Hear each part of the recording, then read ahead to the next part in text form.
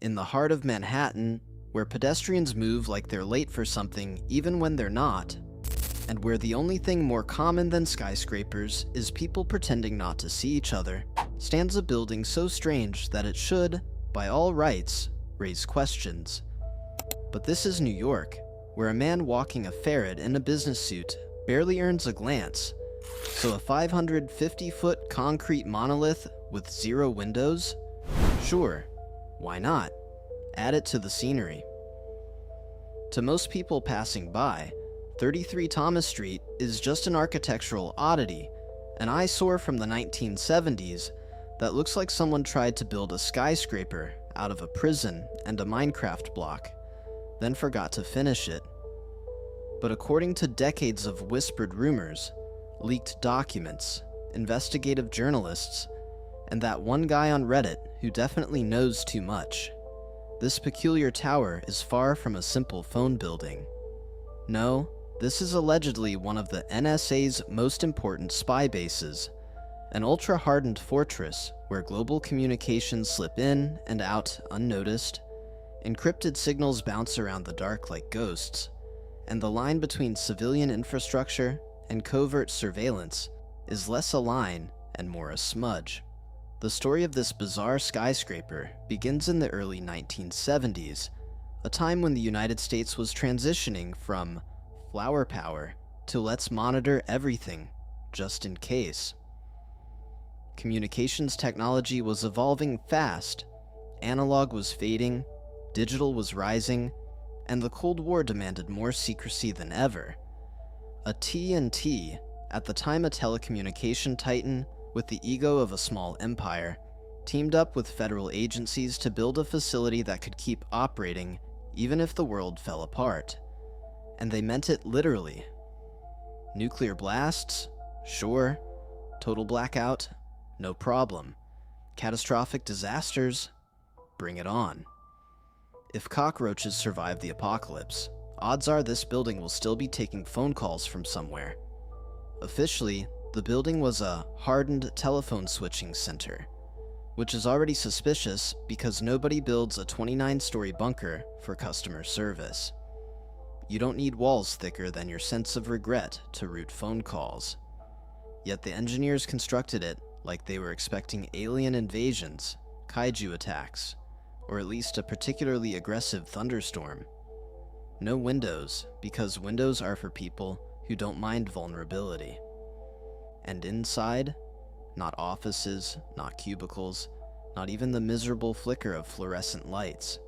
The people who worked there did so under more confidentiality agreements than the average CIA movie character.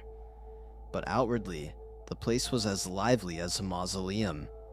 A building full of machines, running 24/7, quietly, ominously, relentlessly, very comforting.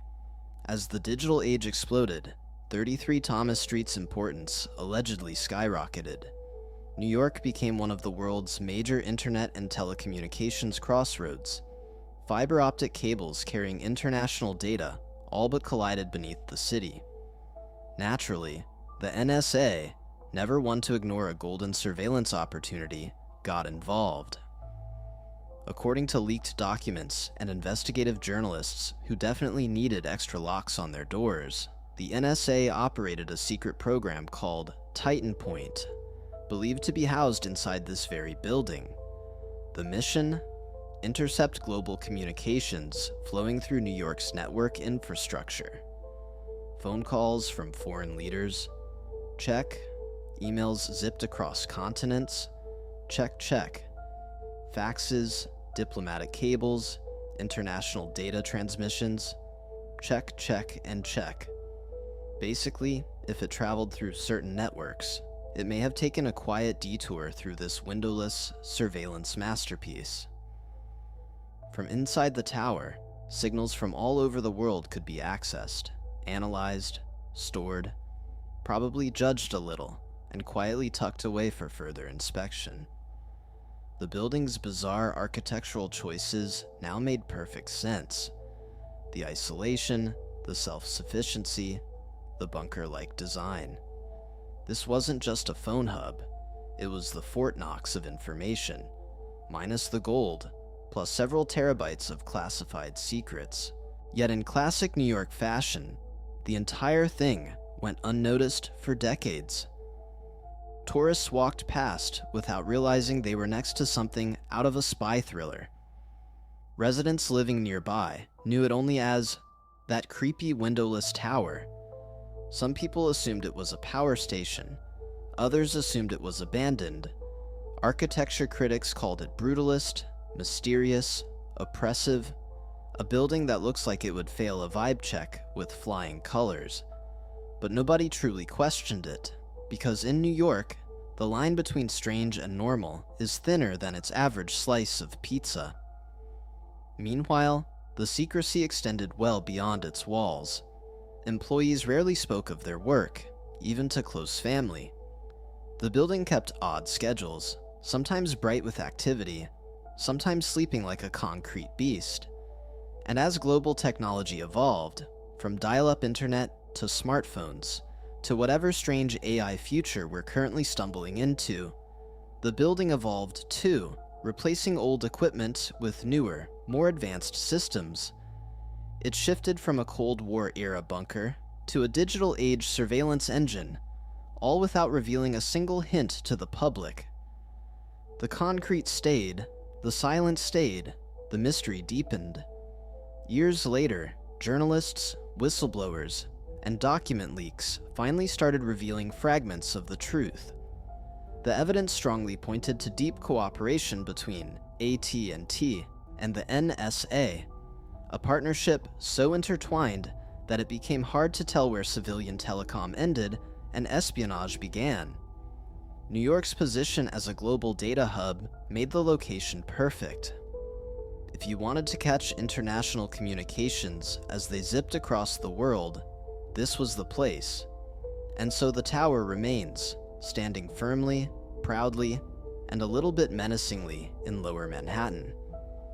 In a city full of glittering glass and steel, it remains one of the few structures that absolutely refuses to be pretty, friendly, or even mildly approachable.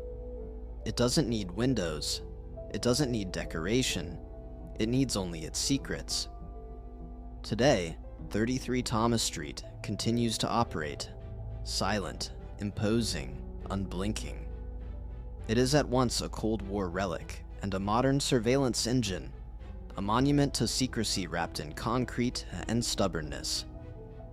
Whether you see it as a protector of national security or the physical embodiment of, "I know what you did last summer," it stands as one of the most enigmatic buildings ever constructed. A skyscraper hiding in plain sight, shaping the world from behind walls that never needed windows, because, quite frankly, it probably sees everything already.